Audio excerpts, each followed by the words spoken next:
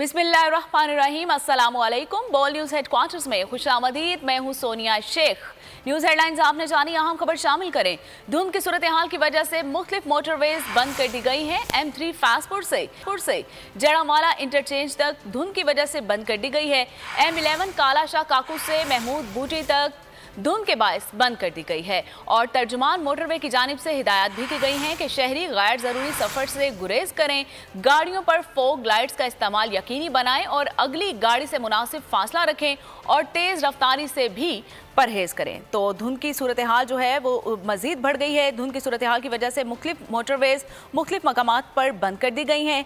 M3 फासपुर से Jaranwala interchange तक बंद कर दी गई है और M11 कालाशाह काकू से महमूद बूटी तक बंद कर दी गई है।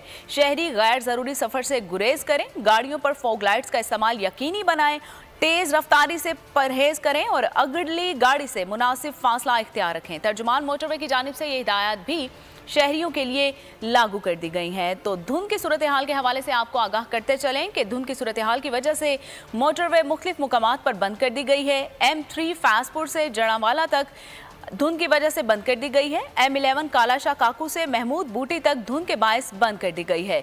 शहरी गैर ज़रूरी सफ़र से गुरेज करें और गाड़ियों पर फोग लाइट्स का इस्तेमाल यकीनी बनाएं।